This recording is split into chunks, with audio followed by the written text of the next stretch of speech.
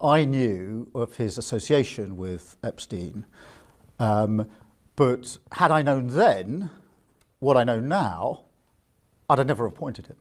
Peter Mandelson's sharp criticism of Keir Starmer sparks fresh controversy. You're not going to believe this. Peter Mandelson, one of Labour's most influential figures, the so-called architect of New Labour, has just delivered a blow that nobody saw coming. He's not mincing his words, he's not holding back, and his comments about Keir Starmer have set political circles on fire. What did Mandelson actually say?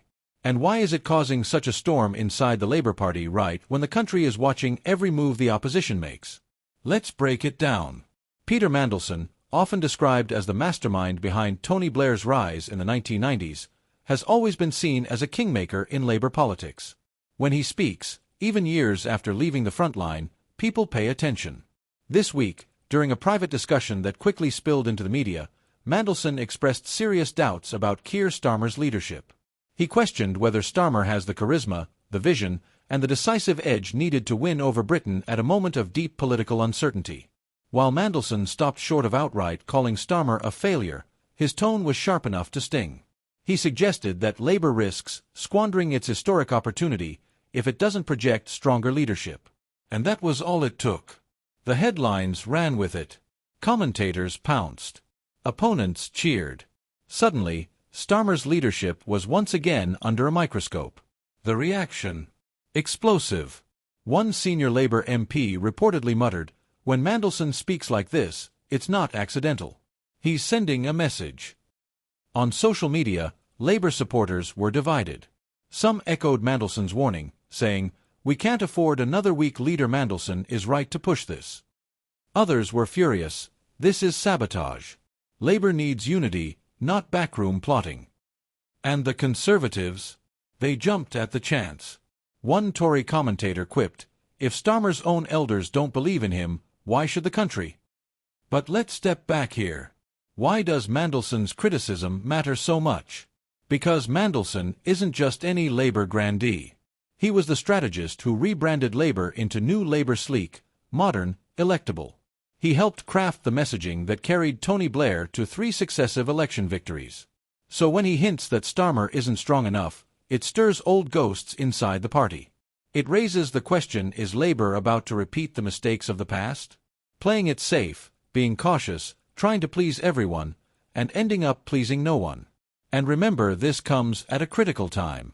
Britain is facing a cost-of-living crisis, public services under strain, and a deeply divided political landscape. Voters are restless. Trust in politics is scraping the floor. And the Labour Party, by all accounts, has a golden chance to seize power in the next election. But opportunities like this don't come often. And if Labour mismanages it, if Starmer fails to connect, that chance could slip away. That's the fear Mandelson was tapping into. The irony? Keir Starmer has been working overtime to prove his strength.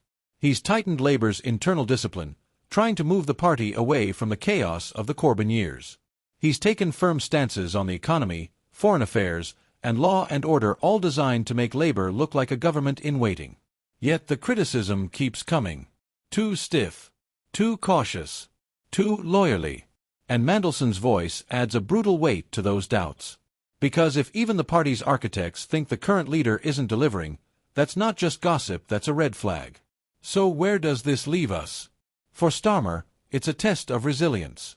Can he brush off Mandelson's words as the musings of an elder statesman? Or does he need to respond to prove to the public, and to his own party, that he's not just a caretaker, but a leader with fire? For Mandelson, it's a risky move too. Some accuse him of undermining the very party he once built. Others see him as the voice of hard truth, unafraid to say what others whisper in private. And for Labour as a whole, it's a reminder that unity is fragile. Every word, every crack, every doubt becomes a weapon in the hands of their opponents. Let's end on this. Mandelson's criticism has opened a wound, one that the party must now deal with. The question isn't just whether Keir Starmer can survive it. The bigger question is this: if Mandelson is right, if Labour really is squandering its chance, then who, if anyone, can step in to change the game before it's too late? Because in politics, timing is everything. And right now, Labour doesn't have much time left.